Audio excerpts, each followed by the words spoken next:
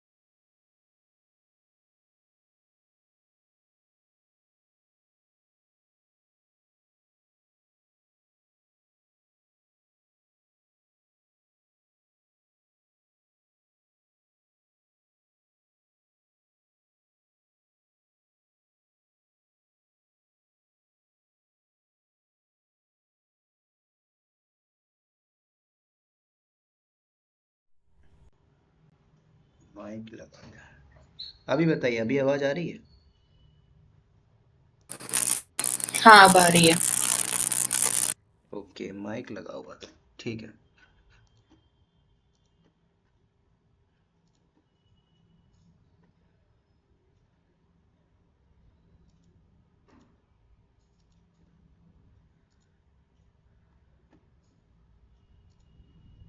तो मैं आपको ये बता रहा था कि बैकएंड से ये एक इंफ्रा है, किसी प्रोजेक्ट के ऊपर हम काम कर रहे हैं।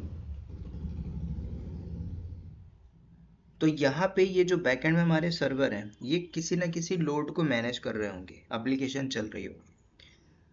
तो कल को जब एक इन्वायरमेंट में हम रहते हैं तो हमारे इन्वायरमेंट में डेफिनेटली यहाँ पे लोड बैलेंसर होगा। कौन सा लोड बैलेंसर होगा? तो कोई भी लोड बैलेंसर हो सकता है जो बैकएंड में चल रहा हो। AWS ELB। अब ELB का काम क्या है? Manage the load. जो भी आने वाली ट्रैफिक है उसको मैनेज करेगी। ठीक है, अब वो कहीं से भी आ सकती है ना। पूरे वर्ल्ड लेवल पे वेबसाइट चल रही होगी तो ट्रैफिक कहीं से भी जा सकती है। अब जैसे हॉट स्टार चल रहा है तो हॉट स्टार, है ना, आप इंडिया से बैठ के देखो, UK से बैठ के देखो, बस ट्रैफिक वहाँ पे जाएगी। बस उसको लोड मैनेज करना है। तो बैकएंड में कुछ ने एक ऐसा क्लस्टर टाइप का एनवायरनमेंट बनाया हो जो बैकएंड में लोड मैनेज कर पा रहा हो। तो ऑटो स्केलिंग में काम क्या है कि ऑटो स्केलिंग ने आने वाली जितनी भी इनकमिंग ट्रैफिक है उसको अपने पास अडॉप्ट किया। अडॉप्ट करके तुरंत उस ट्रैफिक को फर्दर आगे की ओर डिस्ट्रीब्यूट किया, इनकमिंग ट्रैफिक। तो अब जब ये डिस्ट्रीब्यूट करेगा तो बैकएंड में हमारे पास लोड बैलेंस ऑटो स्केलिंग भी होगा। अब ये ऑटो स्केलिंग क्या करेगा? इसका सिर्फ एक ही कॉन्सेप्ट रहेगा कि जो आने वाली इनकमिंग ट्रैफिक है उसमें कितनी लोड है। मतलब बैकएंड से अगर 5,000 करोड़ या फिर 5,000 ट्रैफिक आ रही है बैकएंड में मेरे पास जो इंफ्रा है क्या वो लोड मैनेज कर पाएगा? अगर कर पाएगा तो फर्दर ये डिस्ट्रीब्यूट करता जाएगा लोड को, कहाँ पे? सर्वर के साइड। अगर मान के चलो ये दोनों सर्वर मैनेज नहीं कर पाएंगे तो ऑटो स्केलिंग ऑटोमेटिकली यहाँ पे स्केल अप कर देगा बैकएंड से कि सडनली ट्रैफिक इंक्रीज हो गई और उसको मैनेज करने के लिए बैकएंड में ऑटोमेटिकली एक सर्वर लॉन्च कर देगा। कल को और सडनली इंक्रीज हुआ तो बैकएंड में और लॉन्च हो जाएगा। ठीक है, तो ये आपका एक सर्वर का कॉन्सेप्ट है। कल को क्यूबरनेटिस क्लस्टर पे आप बनाओगे तो क्लस्टर पे भी ऐसे ही कॉन्सेप्ट चल रहा होगा। सडनली लोड आया, बैकएंड से पॉड बन गए, मतलब थाउजेंड्स ऑफ पॉड चल रहे हैं। तो कुल मिला के हमको ये देखना है कि ऑटो स्केलिंग बनेगा कैसे, करेगा कैसे। तो ऑटोमेटिकली स्केलिंग ये क्या करेगा, इंफ्रा को स्केल अप कर देगा। ठीक है, अब कैसे करेगा, तो इसमें भी आपको दो टाइप की स्केलिंग मिलेगी। पहला मिलता है वर्टिकल स्केलिंग, जो आपके रिसोर्स को बढ़ा देगा। ठीक है, मान के चलो यहाँ पे लोड आया 1000 यूजर के लिए और बैकएंड में इसके पास इतना सीपीयू नहीं है, तो सीपीयू मान के चलो 2 GB है, कल को इसमें 4 GB और चाहिए, तो वर्टिकल स्केलिंग बनाओगे तो बैकएंड से वो रिसोर्स को बढ़ाएगा। दूसरी जो स्केलिंग होती है, जो हॉरिजॉन्टल स्केलिंग होती है, ये आपसे इंटरव्यू में भी पूछता है। ठीक है, कि टाइप्स ऑफ स्केलिंग। तो जो हॉरिजॉन्टल स्केलिंग होती है, हमें इससे फर्क नहीं पड़ता कि बैकएंड में जो इंफ्रा है ये लोड मैनेज कर पा रहा है कि नहीं कर पा रहा, हटा दीजिए, हम बैकएंड से एक नया सर्वर ले लेंगे उस ट्रैफिक के लिए। तो ये काम होता है स्केलिंग के ऊपर। तो जब आप ऑटो स्केलिंग बनाओगे तो कौन सी स्केलिंग होती है, ये सारी चीज़ें डॉक्यूमेंटेशन पे होती है। हमारे इन्वायरमेंट के अंदर जो सेटअप है, कुछ डिफरेंट डिफरेंट प्रोजेक्ट है, तो हमने हॉरिजॉन्टल स्केलिंग लिया, मतलब वहाँ पे ऐड करना है रिसोर्स को। अब जब आप horizontal scaling auto scaling configure करेंगे हम, तो वहाँ पे आपसे पूछता है कि इन केस मान के चलो ये जो सर्वर है जो रनिंग है इसमें सडनली प्रॉब्लम आई, तो इसको क्या स्टॉप करके रख के नया क्रिएट करना चाहते हो कि इसको डिलीट करना चाहते हो, वो सब ऑप्शन आपको ऑटो स्केलिंग के अंदर मिलेगा। तो ये सिनेरियो होगा हमारा ऑटो स्केलिंग के ऊपर।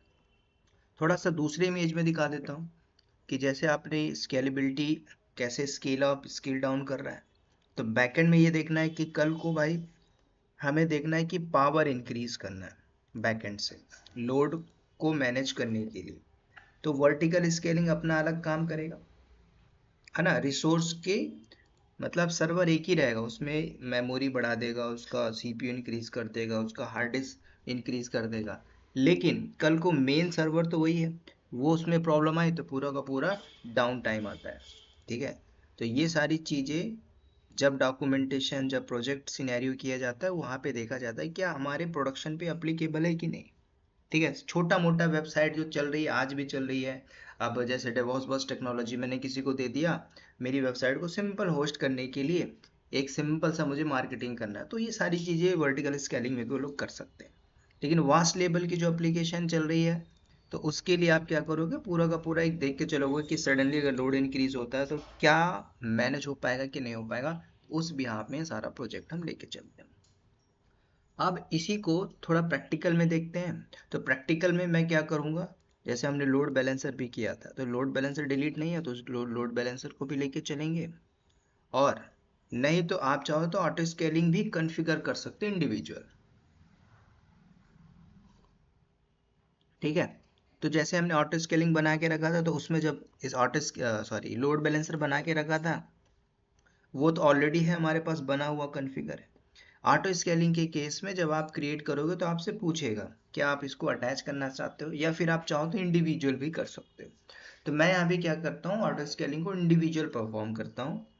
उसमें जो ऑप्शन आएंगे ऐड करने का, हेल्थ चेक का कॉन्सेप्ट, ठीक है, तो मैंने एक बार बताई थी कि यहाँ पे भी हेल्थ चेक का कॉन्सेप्ट रहता है और इसमें भी हेल्थ चेक का कॉन्सेप्ट होता है।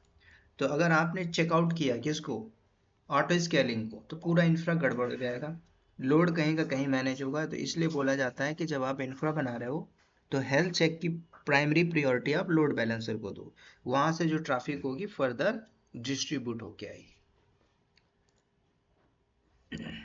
ठीक है, अब इसको थोड़ा सा लैप लैप करके देखते हैं तो और ईजिली क्लियर होगा। अगर आपके पास हो तो चैट में देना मुझे AWS अकाउंट।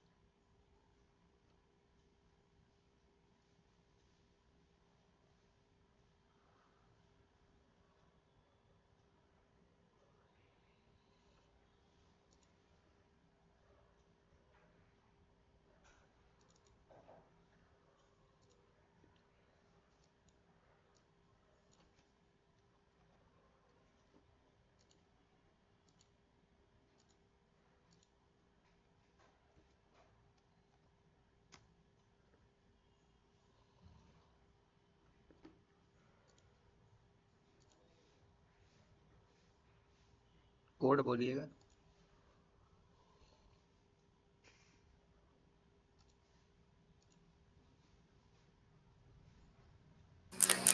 Seven 975 975 846.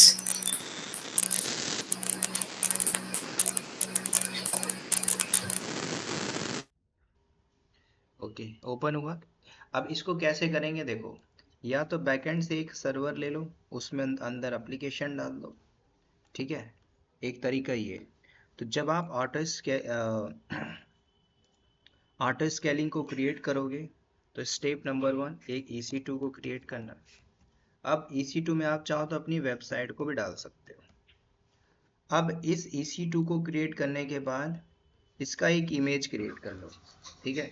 तो इसमें जब हम इमेज लेके चलेंगे तो क्योंकि इसके अंदर एक लॉन्च टेम्पलेट का ऑप्शन आता है, ठीक है, तो वो हमें स्टेप बोलता है कि हम ऐसे ही बना सकते हैं, ठीक है। फिर आप जाके ऑटो स्केलिंग ग्रुप बनाओगे, तब जाके ग्रुप बनेगा। तो ये 4 चीजें कॉमनली जो स्टेप्स बाय स्टेप आएगा, इसको हम परफॉर्म करते हैं।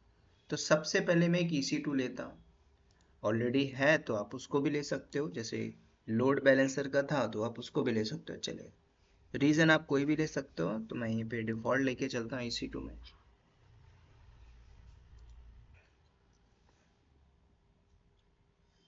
ओके, डॉकर 1 रनिंग है तो इसको मैं यूज ले लेता हूँ। इसका कुछ यूज केस तो नहीं है? नहीं, मैं सिर्फ डॉक्टर के लिए यूज कर रही थी। ठीक।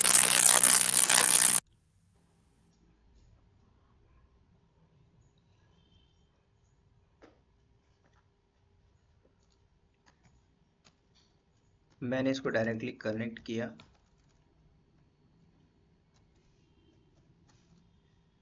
Docker hyphen version,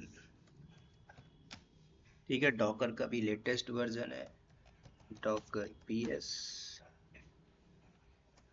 Docker PS-A, ठीक है।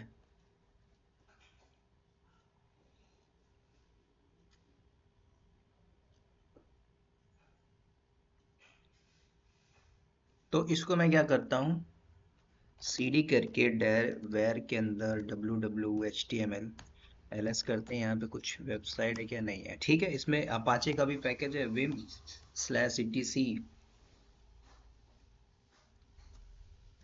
मैं एक सिंपल सा कोड डाल रहा हूँ यहाँ पर, go in insert mode, welcome to all AWS ELB, simple. अब सिंपल हम क्या करेंगे, इस ऑटो स्केलिंग का let me check out port open है कि नहीं है। नहीं है तो कोई दिक्कत नहीं, वहां से भी हम कर सकते हैं जब हम टेम्पलेट बनाएंगे तब, ठीक है। अभी रीचेबल नहीं है तो सिक्योरिटी ग्रुप पे पोर्ट हम अलाउ कर देंगे तो वो हो जाएगा, ठीक है। अभी ये मेरे पास एक मशीन और सर्वर है, इसको हम क्या करेंगे, इसका हम यूज करेंगे। तो नीचे आके देखना, तो यहाँ पे लिखा ऑटो स्केलिंग ग्रुप। तो जब मैं ऑटो स्केलिंग ग्रुप क्रिएट करूंगा तो आपसे पूछेगा स्टेप बाय स्टेप कि Amazon EC2 ऑटो स्केलिंग, ठीक है, आपकी जो कोई भी एप्लीकेशन आप उसको डिप्लॉय कर रहे हो। अब ये पूरा अपडेट कंसोल है, तो अपडेट कंसोल में चीज़ें आपकी यहाँ वहाँ चेंज होती रहती है, ठीक है। तो इसको मैं सिंपल क्रिएट करता हूँ। पूछ रहा है कि ऑटो स्केलिंग का ग्रुप का नाम क्या है, तो मैंने बोला माई ASG ऑटो स्केलिंग ग्रुप। अब हमसे पूछ रहा है लॉन्च टेम्पलेट, क्या हमारे पास टेम्पलेट है? अगर टेम्पलेट होता तो यहीं से हम सेलेक्ट कर लेते हैं, लेकिन हमारे पास है नहीं। तो हम क्या करेंगे, आप चाहो तो यहाँ से भी सर्च करके भी कर सकते हो, यहाँ से भी हम कर सकते हैं। तो मैं यहाँ से क्लिक करता हूँ लॉन्च टेम्पलेट। अच्छा, इसमें जब हम इसमें क्या करेंगे, क्रिएट करेंगे तो इसमें हमसे इमेज मांगेगा। हमारे पास तो इमेज है नहीं। तो सबसे पहले हम क्या करते हैं, उस मशीन का एक इमेज ले लेते हैं जो EC2 इंस्टेंस। तो अगेन चलते हैं यहाँ पे, मैं एक डुप्लीकेट ओपन करता हूँ। This is the EC2। इसको सेलेक्ट करना, गो टू एक्शन। देखो यहाँ पे ऑप्शन आ रहा होगा इमेज एंड टेम्पलेट क्रिएट।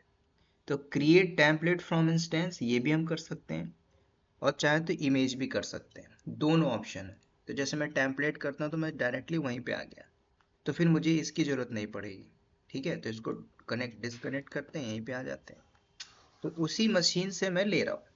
तो मैंने बोला माई -ASG -T टेम्पलेट।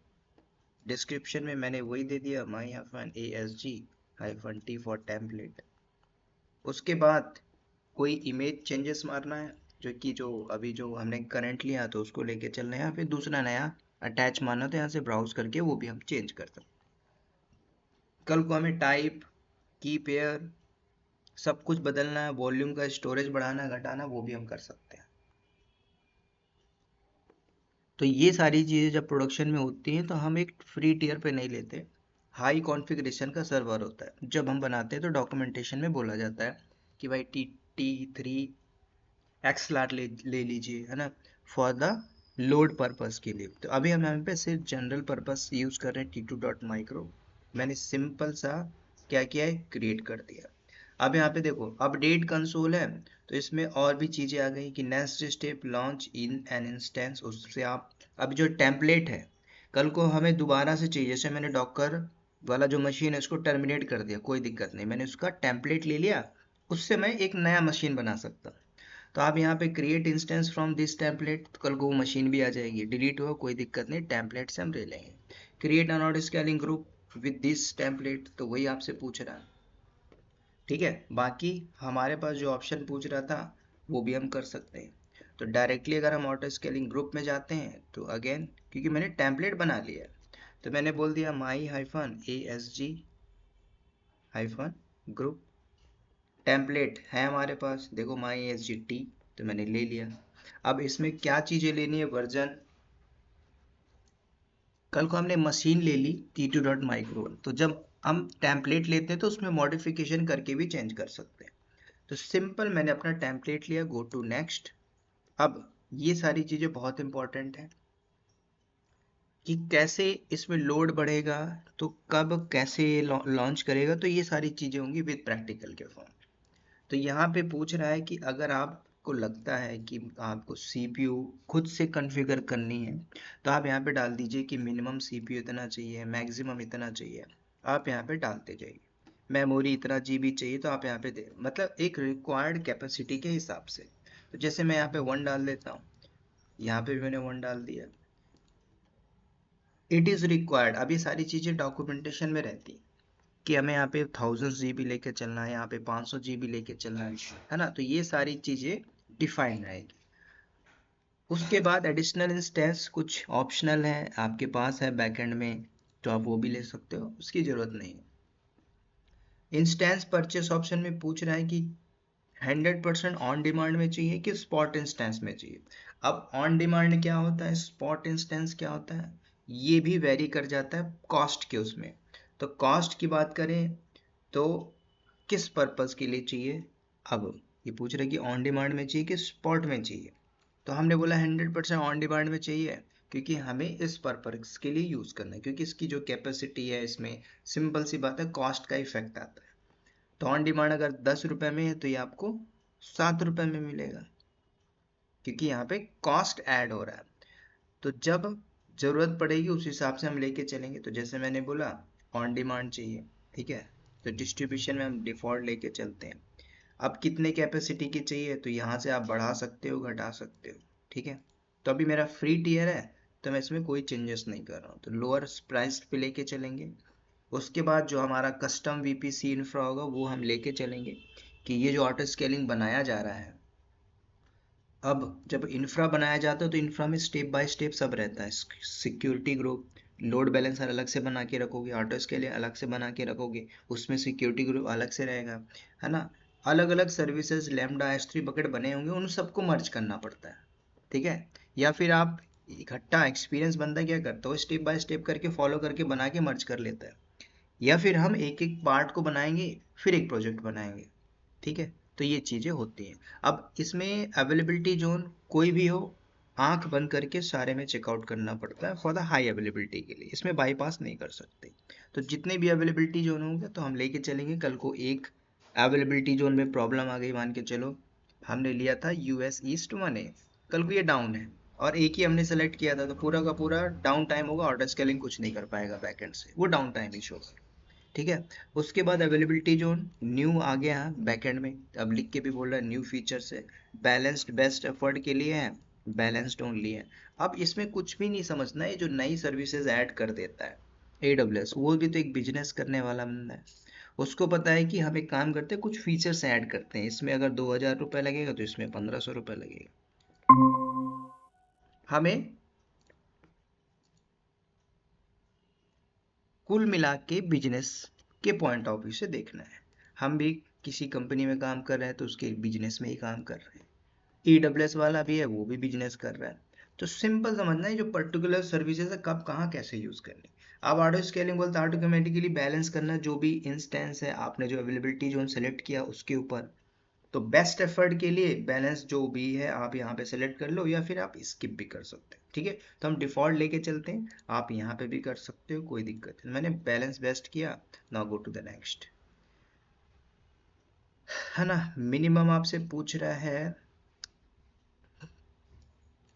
तो मैं एक काम करता हूँ, इसको छेड़ता नहीं है, जो हमारे पास डिफॉल्ट है उसको हम लेके चलेंगे, ठीक है। तो इसको हम 0 0 करके चलते हैं। Now go to the next. No maximum क्या पूछ रहा है, maximum CPUs required must greater than 0, ठीक है। एक एक मैं ले लेता हूँ यहाँ पे। Now go to next. अब ध्यान देना, ये बहुत इंपॉर्टेंट है, इंटीग्रेशन की बात आ रही है, जैसे गिटहब को जेंकिस के साथ इंटीग्रेट किया जाता है, वो यहीं पे है। जैसे कि मैंने कल लोड बैलेंसर बताया था, अभी तो लोड बैलेंसर नहीं है, अगर होता तो मैं क्या करता, अटैच कर देता, attach to an existing load balancer जो कल हमने बनाया था।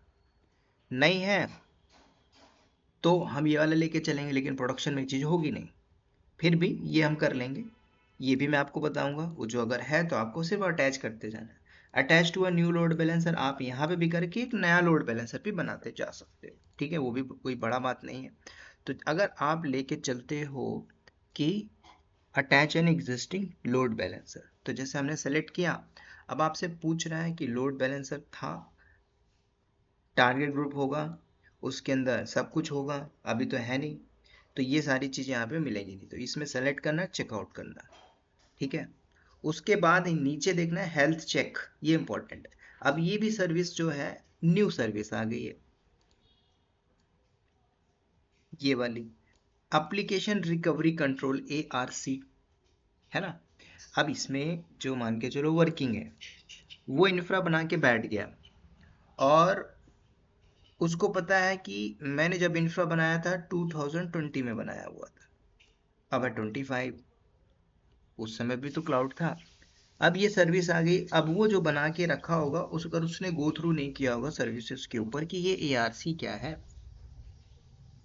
ना, ये लैम्डा हुकअप सर्विस क्या है, तो वो नहीं कर पाएगा, चाहे वो वर्किंग हो, चाहे नॉन IT से हो, चाहे फेक बना रहा हो, सबके लिए बराबर है आज की डेट में, क्योंकि टेक्नोलॉजी बदली, कंसोल बदला, सीखना पड़ेगा, नहीं सीखोगे तो फायर। तो अब ये बोलता है कि application recovery control zonal shift, मतलब ये क्या बोलता है कि सिंपल हमें ये देखनी है कि बैकएंड में जो भी अवेलेबिलिटी जोन है, बैकएंड से टारगेट ग्रुप होगा, है ना, उसमें किसको हिट मारना है, क्योंकि कल को ये जो लोड बैलेंसर आने वाली ट्रैफिक को डिस्ट्रीब्यूट करेगा, है ना, किसको शिफ्ट करना है, किसको कैंसिल करना है, वो मैनेज करने का काम होगा इसका। तो अगर आपने इसको इनेबल मारा तो इनेबल करते ही बोलता है कि if you enable zone shift with cross, मतलब जो डिसेबल करना चाहते हैं लोड बैलेंसर को ऑटो स्केलिंग ग्रुप को, तो इसकी कैपेसिटी जो कुछ भी होगी डिपेंड्स ऑन लोड पे वेरी करेगा। अब इसमें वैलिडेशन भी पूछ रहा है कि अगर आप वैलिडेशन स्किप करना चाहते हो तो स्किप कर सकते हो। फिर आपसे पूछ रहा है हेल्थ चेक का बिहेवियर क्या होगा, इग्नोर करोगे कि रिप्लेस मारोगे। तो जैसे आपने इग्नोर मारा कि हेल्थ चेक नहीं करेगा तो इग्नोर मार के निकल जाएगा, तो रिप्लेस करोगे तो रिप्लेस करेगा। लेकिन मेनली फोकस क्या है यहाँ पे, ये सर्विस उसने तो नहीं दे दी। हेल्थ चेक का कॉन्सेप्ट किस में से आ रहा है, लोड बैलेंसर से। ठीक है, तो अगर आप चाहो तो इसमें कुछ चीजें बाईपास, जैसे कि आपने स्किप मार दिया, मैं यहाँ पे इग्नोर मारना चाहता हूँ तो आप इग्नोर भी मार सकते हो। अब हेल्थ चेक में क्या पूछ रहा है कि देखो, health check increase the availability replacing unhealthy instance. कल मैंने आपको बताया था कि जो EC2 इंस्टेंस है अनहेल्दी है, ट्रैफिक नहीं जाएगी, अनहेल्दी है ना, तो उसके लिए हेल्थ चेक रखा जाएगा, कंपलसरी है। मल्टीपल्स हेल्थ चेक होंगे, उसको इवेल्युएट करेगा, उसमें क्या फेल हुआ, क्या रिप्लेसमेंट हुआ, सब कुछ। तो अगर आपने किया turn on EBS health check, अब यहाँ पे एक और नया टर्म आ गया, ब्लॉक स्टोरेज। अब जैसे कि मॉनिटरिंग करना आपको अपने ब्लॉक के ऊपर, है ना, कि स्टोरेज जो हमने लिया हुआ है उसके अंदर स्केलिंग हो रही है कि नहीं हो रही है ना, पीरियडिकली वहाँ पे चेक करेगा। और ग्रेस पीरियड क्या होता है ये भी हमने बात किया था, 300 सेकेंड, ये इंटरव्यू में पूछ लेता है कि जब आपने ऑटो स्केलिंग बनाया तो हेल्थ चेक के अंदर एक ग्रेस पीरियड होता है, हेल्थ चेक व्हाट इज और डिफॉल्ट पूछता है। तो आपको याद रहना 300 सेकेंड, इसको आप कम कर लो इंक्रीज कर लो, डिपेंड्स ऑन जो इन्वायरमेंट बोलता है वो। तो बेसिकली यहाँ पे बोल रहा है एडिशनल हेल्थ चेक और ऑप्शनल बोल रहा है, और यहाँ पे रिकमेंड भी कर रहा है कि आप ऑलवेज टर्न ऑन करिए इलास्टिक लोड बैलेंसर चेकआउट। क्यों चेकआउट टर्न ऑन करिए, क्योंकि बैकएंड से जो लोड आएगा वो काम किसका रहेगा, सबसे पहले ये चेक करेगा कि सर्वर में कोई दिक्कत है कि नहीं। जब इसने अगर अनहेल्दी बोल दिया कि हाँ ये वाला सर्वर अनहेल्दी है, तो ये भी बोलेगा कौन, ऑटो स्केलिंग की, ये भी अनहेल्दी है, तो ट्रैफिक उधर नहीं जाएगी, बैकएंड से एक नया सर्वर लॉन्च करके डिप्लॉय कर देगा। इसलिए हेल्थ चेक कॉन्सेप्ट इंपॉर्टेंट है। दोनों में हेल्थ चेक का कॉन्सेप्ट होता है, लेकिन प्राइमरी जो फोकस दिया जाता है लोड बैलेंसर। तो हम यहाँ पे क्या करेंगे, चेकआउट करेंगे, उसके बाद नीचे आ जाते हैं, यहाँ पे आप कम बढ़ा सकते हो, उसके बाद नेक्स्ट करोगे, नेक्स्ट करने के बाद कुछ नहीं होगा, क्रिएट हो जाएगा। तो ये किस केस में है, जब हम ऐड कर रहे हैं तब। तो ये सारी चीजें करनी पड़ेगी, जो टारगेट ग्रुप बना होगा टारगेट ग्रुप सेलेक्ट करेंगे। ठीक है, अब एक नई, अब ये भी जो सर्विस है कि भाई हमें, अब ये सारी पेड सर्विस है, लेटेस्ट सर्विस यूज करना चाहते हो तो आप कर सकते हो। ठीक है, अब इसमें क्या होता है कि बैकएंड से जो भी नेटवर्क है, आने वाली जो भी ट्रैफिक है, कौन से नेटवर्क कहाँ पे एसोसिएट है, ये एक सर्विस दे रहा है कि आप इसको अगर यूज करते हो तो कम्युनिकेशन प्रॉपर स्टैब्लिश होनी चाहिए आपके नेटवर्क के बीच में। तो अगर आप अटैच करना चाहते हो तो इसको आप अटैच करिए। फिर आपसे पूछ रहा है currently auto scaling group with mix instance can not be integrated इस सर्विस के अंदर अभी रिसेंटली, तो आप क्या करो, एक नया बना के अटैच कर सकते हैं। तो मैं इसको स्किप कर रहा हूँ। ये सारे ऑप्शंस जो होते हैं ना, ये डिपेंड्स ऑन प्रोजेक्ट्स के डॉक्स में होते हैं। ठीक है, कि हमें ये सर्विस लेना है। अब ये सर्विस अब जैसे मान के चलो किसी को नहीं पता इन्वायरमेंट पे, तो वो इसको बाईपास करेगा। कोई कल को नया आ जाता है, वो देखता है इन्वायरमेंट, बोलता है कि आपने इसको क्यों नहीं लिया।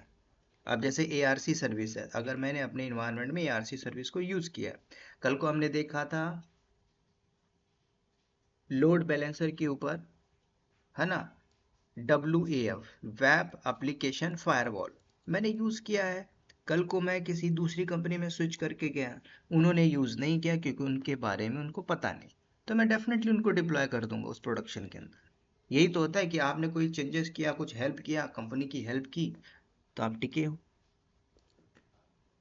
ठीक है, तो ये कब के केस में था, attach N existing load balancer, नया अगर बनाना है तो आप यहाँ पे नया करके सब कुछ लेके क्रिएट करके इंटरनल फेसिंग इंटरनेट फेसिंग सब कुछ कर सकते हो, ऑलरेडी हमने बनाया हुआ था। कौन सा एप्लीकेशन लोड बैलेंसर है, नेटवर्क लोड बैलेंसर, जो भी आप यहाँ पे चेकआउट करना है। ठीक है, तो मैं यहाँ पे नहीं कर रहा हूँ, सिंपल लेके चलते हैं, हमारे पास लोड बैलेंसर नहीं है, तो मैंने टिक किया नो लोड बैलेंसर।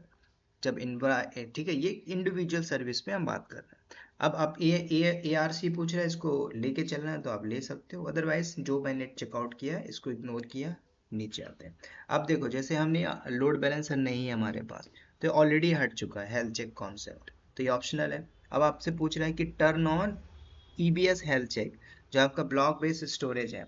ईबीएस क्यों? क्योंकि जो आपका 8 GB का वॉल्यूम अटैच होगा ना, उसको कल को किसी ने डिलीट किया, तो जब आप EC2 को डिलीट करते हो तो उसके साथ साथ उसका जो हार्ड डिस्क का वॉल्यूम वो भी तो डिलीट होता है। तो इन सबको बचाने के लिए उसमें जो अटैच है, डिलीट ऑन, टर्मिनेशन, सबको इनेबल करना पड़ता है।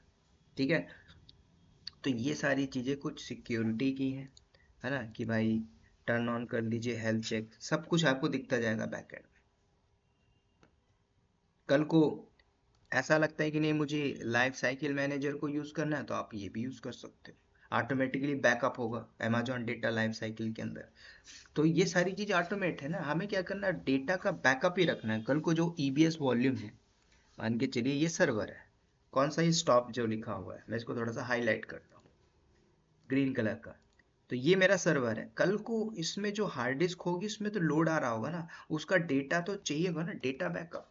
तो डेटा जो बैकअप किया जाता है, कैसे किया जाता है, जो डीबीए की टीम बैठती है, या तो मैनुअल कर रही होगी, ऑटोमेट कर रही होगी, तो कम प्रोसेस के अंदर क्या जल्दी किया जा रहा है वो देखा जाता है। ठीक है, हर चीज़ वो इन्वायरमेंट टू इन्वायरमेंट वेरी कर जाता है, कि कौन सा है भाई, कौन सा डेटा है, कैसे हमने इसको यूज़ किया हुआ है। ठीक है, तो ये सारी चीज़ें। अब वॉल्यूम के भी अलग अलग टाइप होंगे, कौन सा टाइप है, कैसे हमें डेटा लेके जाना है, कैसे डेटा का बैकअप रखना है। कंपनी हो सकती है पूरे का पूरा अपना डेटा बैकअप रख रही है, ठीक है, कल को डेटाबेस माइग्रेट करना पड़े, ये सारी चीज़ें आती हैं। ठीक है, तो इसमें कुछ डॉक्यूमेंटेशन है, क्रिएट कर लीजिए कंसोल में आके, या ऑटोमेटिकली बैकअप कर जाएगा। ठीक है, तो इसको अभी मैं यूज़ नहीं कर रहा हूँ, इसको हम हटाते हैं। नाउ आप चाहो तो यहाँ से इसको हटा भी सकते हो। Now go to the next. अब यहाँ पे पूछ रहा है डिजायर्ड कैपेसिटी, ये इंपॉर्टेंट है, इंटरव्यू में पूछा था कि I want 17 number of server 17 server running condition में, लोड चाहे आए चाहे ना आए, I want in running condition, what you do.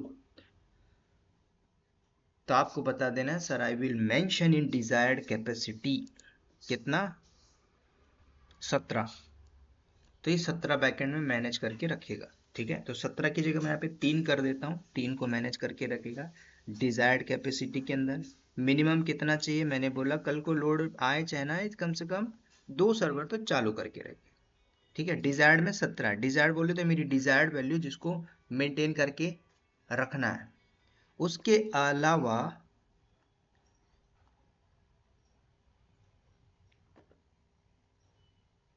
Max पूछ रहा है, मैक्सिमम कितनी होनी चाहिए, मैक्स डिजायर्ड कैपेसिटी, कि कल को सडनली लोड इंक्रीज हो जाएगा, तो मैक्स टू मैक्स कितना लॉन्च हो जाना चाहिए, 5,000 दे दीजिए, 50,000 दे दीजिए। तो मैंने यहाँ पे अभी के लिए 5 दे दिया, ताकि कॉस्ट इंक्रीज ना हो। अब आपसे पूछ रहा ऑटोमेटिकली स्केलिंग करना चाहिए, तो चूज करना है टारगेट ट्रैकिंग के अंदर नो स्केलिंग पॉलिसी, कल को हम इसमें स्केलिंग पॉलिसी। अब देखो यही तो मेन खेल है, अगर कल को हमें पॉलिसी लगाना है कि इसमें जो साइज है डायनेमिकली रिसाइज होगा कि नहीं होगा, तो हम लेके चलेंगे टारगेट ट्रैकिंग पॉलिसी के अंदर। अब ये टारगेट ट्रैकिंग पॉलिसी के अंदर जैसे कि सीपीयू में लोड बढ़ा, मेमोरी में लोड बढ़ा, क्लाउड वॉच मैट्रिक्स में हम देख रहे हैं किस पर, जैसे कि हमने बोला है सीपीयू में सडनली 60% लोड आया, ऑटो स्केलिंग के अंदर हमने बोला कि सीपीयू पे लोड आया कितना, टारगेट मैंने दे दिया जैसे 45, 45% लोड आया, क्या करेंगे ऑटो स्केलिंग, कितना टाइम पीरियड इंस्टेंस का, मैंने बोला 12 सेकंड के अंदर अंदर डिप्लॉय मार देना। तो ये हम क्या बोल रहे हैं, मैट्रिक्स सेटअप कर रहे हैं। हालांकि यहाँ पे भी हम कर सकते हैं, और चाहे तो हम क्लाउड वॉच मैट्रिक्स में भी कर सकते हैं। तो ये स्केलिंग होगी। अब इसमें पूछ रहा है कि डिसेबल करिए scale in, create only one scale, मतलब एक स्केल आउट पॉलिसी को डिसेबल करना है। ठीक है, तो ये सारे डॉक्स पे रहेंगे कि कैसे क्या करना है। अब इसमें देखो प्रियोरिटाइज के अंदर चार कुछ ऑप्शन दे रहा है, डिपेंड्स ऑन कॉस्ट, किस टाइप का है, फ्लेक्सिबल ऑप्शन चाहिए, प्रियोरिटी चाहिए, मिक्स्ड बिहेवियर चाहिए जहाँ पे पॉलिसी ना हो, है ना। तो ये सारे ऑप्शन आप चेकआउट करोगे। हेल्थ परसेंटेज कितना होना चाहिए, कितना लोड आना चाहिए, मिनिमम कितना होना चाहिए, तो ये आपका ऑप्शन है, फ्लेक्सिबिलिटी है, तो उसमें से आप एक सेलेक्ट कर सकते हैं। तो अभी जैसे मैं लेके चलता हूँ मिक्स बिहेवियर में लेके चलेंगे। उसके अलावा कुछ एडिशनल कैपेसिटी ऑप्शन है, कैपेसिटी रिजर्वेशन लेके चलना है, जैसे कि हमने टाइप के अंदर पढ़ा हुआ था, ठीक है। तो ये आप लेना चाहो तो ले सकते हैं। कुछ एडिशनल सेटिंग है। अब यहाँ पे कुछ प्रोटेक्शन है हमारे इन्वायरमेंट का, कि जैसे कि इनेबल करना है इंस्टेंस का स्केल इन प्रोटेक्शन, कि हम इसको बचा के रखना है। कल को कोई नया सर्वर लॉन्च हुआ तो उसमें कोई प्रॉब्लम ना है, तो इसको प्रोटेक्ट करके रखिए। मैंने कर लिया। कल को हमको मॉनिटरिंग करना है क्लाउड वॉच में, मैंने बोला यस। अभी तो मेरे पास है नहीं, लेकिन जब आप फाइनल इन्फ्रा बनाओगे तो सारी चीज़ें चेकआउट होंगी, ठीक है। डिफॉल्ट इंस्टेंस फॉर्मेट, उसमें मतलब सिंपल सा देखना है कि आपका जो क्लाउड वॉच मैट्रिक्स सेटअप है उसके अंदर कुछ ग्रुप हो सकते हैं, उस ग्रुप के अंदर आपके मैट्रिक्स चल रहे होंगे, डेटा भी शो होगा अलग अलग फॉर्मेट के अंदर, ठीक है। तो वो डिजायर्ड कैपेसिटी यहाँ पे पूछ रहा है कितना देना चाहते हैं, ठीक है। तो आप यहाँ पे दे सकते हो, नहीं तो मैट्रिक्स में भी आप देख सकते हो, ठीक है। इतना करना है। उसके बाद मैं नेक्स्ट करता हूँ। मेन आपको अगर पूछता है डीपली घुस के कि 17 डिजायर्ड कैपेसिटी चाहिए, तो minimum maximum, minimum desired capacity और मैक्सिमम, इसका खेल है, आपका बैकएंड में बना देगा। तो मैंने डिजायर्ड में कितनी डाली यहाँ पे 3, तो जैसे मैं इसको क्रिएट करूंगा तो मेरा बैकएंड में इन्फ्रा बन जाएगा। कुछ नोटिफिकेशन लेना है तो हम क्लाउड वॉच में देखेंगे कैसे मेल पे एसएनएस आएगा, वो इसको मैं स्किप करता हूँ। उसके बाद टैग वगैरह देना है, तो टैग चाहो तो दे दो, तो मैं टैग देता हूँ। तो टैग के साथ मेरा सर्वर आएगा। मैंने बोला ASG, ठीक है। Now go next. ये एक बार रिव्यू कर लेते हैं। रिव्यू करने के बाद अब इनकी हमें ज़रूरत है नहीं। जैसे मैं क्रिएट करूंगा तो मेरे वहाँ पे जहाँ पे हमारा रीजन है वहाँ पे बैकएंड में क्या होगा, सर्वर लॉन्च हो जाए, मतलब एक ऑटो स्केलिंग ग्रुप क्रिएट हो जाएगा। ग्रुप के साथ साथ group not be created. The instance requirement is mixed instance policy override 0 does not match.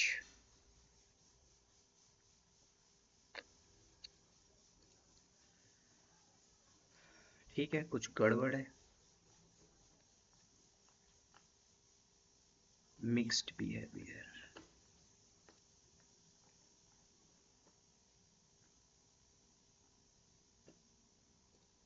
ARC को मैं हटाता हूँ। इसमें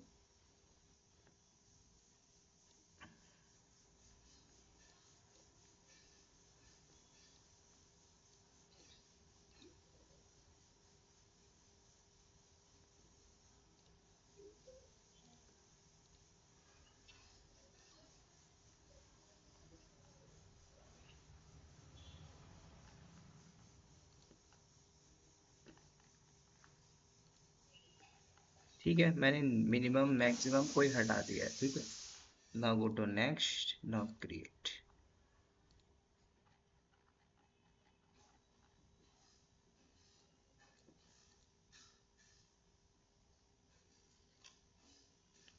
जब तक किस टाइप का लोड है, कैसे बैकएंड में, ठीक है। आप देखो ये मेरा क्रिएट हो गया, माई ऑटो स्केलिंग ग्रुप, ठीक है।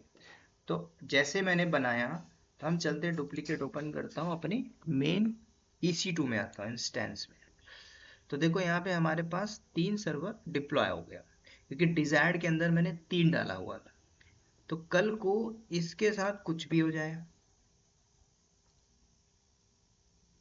जैसे मैंने इसकी कॉपी उठाई, पब्लिक IP पेस्ट मारता हूँ, हालांकि मैंने इनेबल किया नहीं था, तो जो वेबसाइट होगी दिखेगी, ठीक है। ऐसे ही कुछ आएगा। तो ये 3 सर्वर हमारे पास आ चुका है। ये तो हमने इसको इमेज बना के डिप्लॉय किया हुआ था। तो इसने क्या किया, 3, अब ये 3 को मेंटेन करके रखे। अच्छा, इसमें C6A लार्ज, अच्छा हमने चेंज नहीं किया था ना, तो देखो काफ़ी हैवी कॉन्फ़िगरेशन का बन गया, ठीक है। तो इसके बाद हम डिलीट भी कर देंगे। Now check. तो कल को देखोगे तो ऑटो स्केलिंग के अंदर हमने क्रिएट कर दिया। अब बैकएंड से मैनेज रखेगा। तो कल को मान के चलिए सर्वर है बैकएंड में, इसमें भी हेल्थ चेक होगा, ठीक है। इनिशियलाइजेशन मोड में है, इनिशियलाइजेशन मोड में। कल को अगर एक सर्वर को बंद हो जाता है, कोई प्रॉब्लम आ जाती है, या फिर टर्मिनेट कर देते हो, या रिबूट, या कुछ भी, तो जैसे अभी मैं क्या करता हूँ, उसको स्टॉप करता हूँ। मैंने बोला यस स्टॉप, तो स्टॉप मोड में जा रहा है। लेकिन आपको देखना है कि बैकएंड में जो डिजायर्ड कैपेसिटी है वो कितनी थी।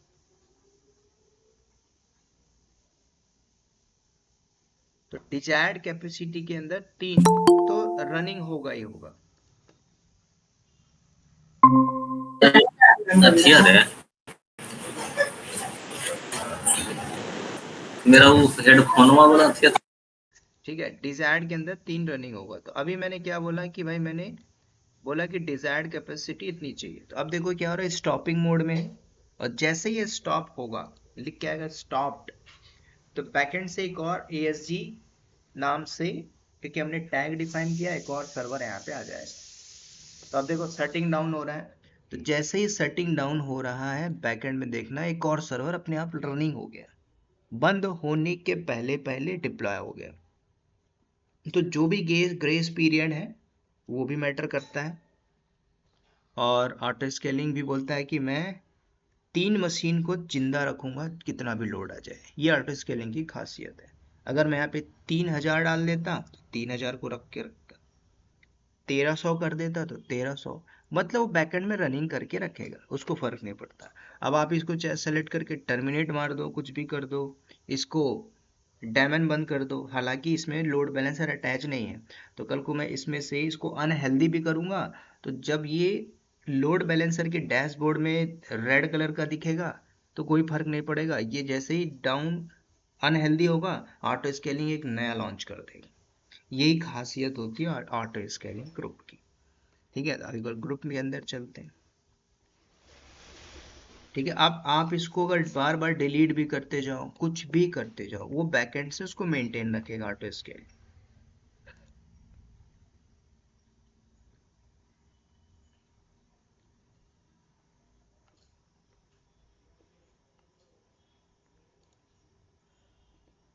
अब कुछ और भी हैं, जैसे कि आप टारगेट ट्रैकिंग पॉलिसी को लेके चलोगे ना, तो उसमें कई बार होता है कि जैसे मैंने 12 सेकंड डाल दिया था वार्म आउट, कि कल को एक्शन में जैसे हमने क्या बोला कि सर्वर अनहेल्दी है तो उसमें एक नया ऐड करना है कि रिमूव करना है।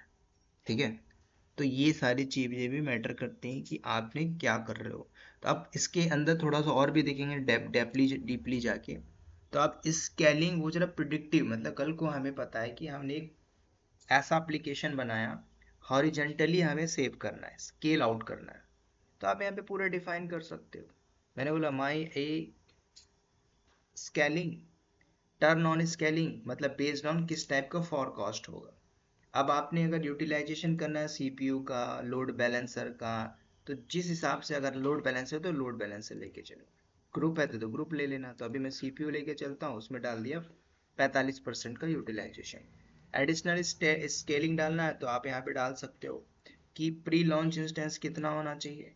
हमने बोल दिया 3 होना चाहिए। पर मिनट में होना चाहिए, सेकंड में, मैंने बोला हर सेकंड में होना चाहिए। कितना, आप यहाँ पे डाल दो।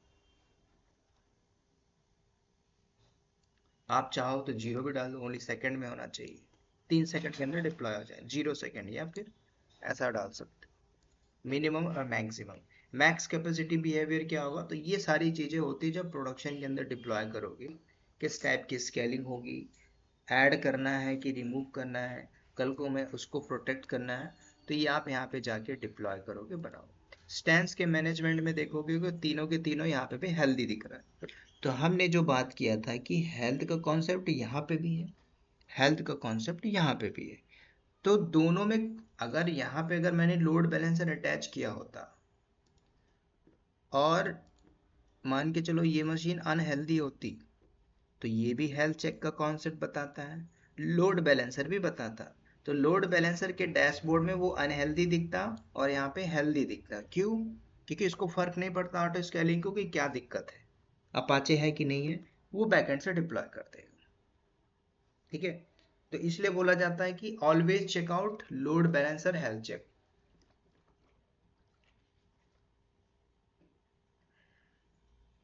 उसके बाद लाइफ साइकिल में कुछ लगाना चाहो तो लाइफ साइकिल दे दीजिए।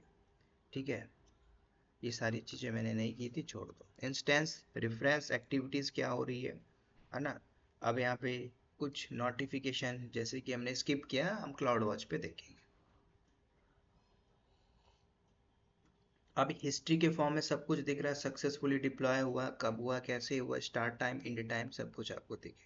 मॉनिटरिंग आप इसको कर सकते हो, जैसे कि यहाँ पे भी दिख रहा है, लेकिन हम क्लाउड वॉच पे पूरा देखेंगे डैशबोर्ड के ऊपर प्रॉपर कितना लोड कैसे क्या हो रहा है, और लोड भी बढ़ाएंगे, लोड भी बढ़ा के भी हम देखेंगे कि कैसे मॉनिटरिंग की जाती है।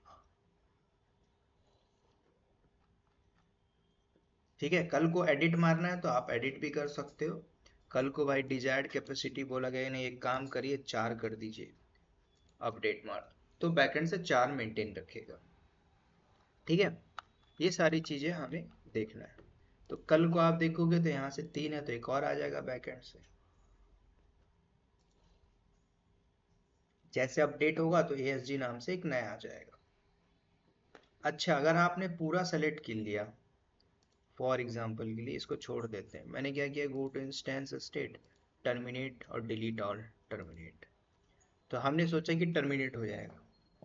तो ऑटो स्केलिंग का काम ही यही है कि भाई आप डिलीट कर लो, कुछ भी कर लो। अच्छा, इस बीच में डाउन टाइम आएगा क्या, ये भी मैटर करता है।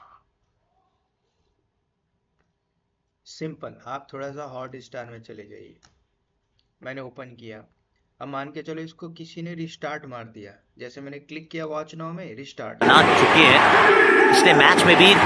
थोड़ा सा चलते हैं, दोबारा से मैं पेज ओपन किया, अगेन मैं वॉच नाउ में क्लिक करता हूँ, इसका ओपनिंग टाइम देखिए, क्लिक किया, रितेश है, फिर डेविड है, फिर कृणाल है। जो हल्का सा बफिंग किया ये उसका डाउन टाइम है, सेकंड से भी कम सेकंड। अब यहीं पे अगर गोल गोल 3 मिनट 3 है ना 1 मिनट घूमता हो, उसका डाउन टाइम। बैकएंड में उसने ऐसा इन्वायरमेंट बनाया हुआ क्योंकि भाई पता है कि कस्टमर इतने हैं, उनकी डिमांड और सप्लाई पे हमको काम करना है। ठीक है, तो ऐसी कोई भी वेबसाइट हो, एप्लीकेशन हो, ठीक है, वो मैटर करता है कि हमने कैसा इंफ्रा बनाया है। तो अभी आप देखोगे तो सब कुछ टर्मिनेट हुआ, टर्मिनेट होने के पहले एक यहाँ पे आ गया, एक दूसरा आ गया, और एक और आ जाएगा, वो 4 लेके रखेगा मेंटेन। ठीक है, तो इसको बोलते हैं auto scaling. This is the concept of auto scaling, इसी को बोलते हैं ऑटो स्केलिंग। ठीक है, मैंने यहाँ पे ऐड नहीं किया था। अब इसको करने के बाद आपको कुछ नहीं करना है, लैब जैसे होता है कि हाई कॉन्फ़िगरेशन का ऑटो स्केलिंग ग्रुप है, इसको डिलीट मार दीजिए। Go to auto scaling group, select, go to action और डिलीट। तो इससे क्या होगा, कॉस्ट नहीं बढ़ेगा। अगर आपने बना के छोड़ दिया तो बैकएंड से तो चलाता रहेगा ना, आप कितने बार टर्मिनेट मारो तो कॉस्ट इंक्रीज हो। तो जैसे मैंने ग्रुप डिलीट मारा तो अब ये जो इंस्टेंस दिख रहे हैं ऑटोमेटिकली चले जाएंगे, सब कुछ हो गया सेटिंग डाउन। तो ये जो आ रहे थे कहाँ से आ रहे थे, ऑटो स्केलिंग से आ रहे थे। जब ऑटो स्केलिंग ही नहीं रहा तो ये लोग भी नहीं रहेंगे। तो ये पूरा कॉन्सेप्ट होता है, मतलब कल को जब हम एक पूरा इन्वायरमेंट बनाएंगे तो ट्रैफिक आई, लोड बैलेंसर से गया, ऑटो स्केलिंग ने सब चेकआउट किया, अब उसके अंदर टारगेट, अब टारगेट ग्रुप भी होगा, टारगेट ग्रुप के अंदर कोई सर्वर डाउन टाइम होगा, है ना, हेल्थ चेक, अनहेल्दी, सब कुछ आता है इसमें।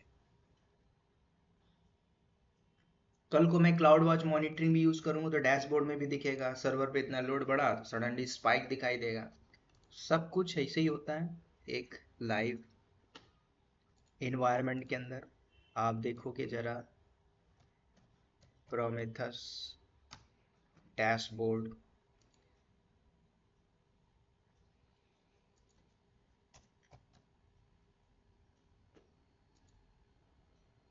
ऐसे तो हर कंपनी अपना अपना डैशबोर्ड यूज करती है, डिपेंड्स ऑन क्या है उसका, कौन सा डेटा डॉग है कि जेबिक्स चल रहा है ना। तो कंपनी का एक अपना मॉनिटरिंग टूल है, उसमें पूरी टीम काम करती है बैकएंड से क्या कैसा है। ठीक है, ये पूरे डैशबोर्ड रहेंगे क्योंकि इंफ्रा बना के इसी में सिर्फ काम किया जाता है। ठीक है, सब कुछ दिखता है कि कितना लोड है, क्या चल रहा है, कहाँ पे ट्रैफिक आ रही है। अब हम सब क्या करते हैं, जैसे कि हमने एक प्रोजेक्ट बना दिया, सब कुछ डिप्लॉयमेंट से लेके एप्लीकेशन से लेके डेटाडॉग मॉनिटरिंग टूल है, प्रोमेथेस, ग्राफाना, सबको यूज करके इंटीग्रेट करके हमने डिप्लॉय कर दिया। अब लोग क्या कर रहे हैं, बड़ा बड़ा लोग, उसमें हर कोई आता है, हर अपनी प्रोफाइल के लोग बैठ के काम कर रहे हैं बेस्ड ऑन टास्क, है ना। वो सिर्फ देखता रहेगा कि इतना जीबी हुआ, सडनली इंक्रीज हुआ, लोड इतना आया, ये इतना आया। अब इसमें काम कैसे होता है, अगर कंपनी ने पूरा एकदम डिप्लॉयमेंट किया हुआ प्रॉपर इंफ्रास्ट्रक्चर के साथ सिस्टमेटिक वे से, तो टिकट रेज हुई, टिकट रेज होने के बाद क्या काम करना है वो भी असाइन किया है। ठीक है, कल को ऐसा तो नहीं है कि किसी बंदे को पूरा राइट्स दिया गया वो सर्वर ही डिलीट मार दे, जैसे कि ग्रुप को ही मैंने डिलीट मार दिया तो पूरा का पूरा डिलीट हो गया। तो डिपेंड्स ऑन हमारी क्या प्रोफाइल है, ये सारी चीज़ें देखी जाती है। ठीक है, तो ये था हमारा auto scanning group. Load balancer खत्म। ठीक है, कोई डाउट हो पूछ लो, बाकी नेक्स्ट पढ़ेंगे कल।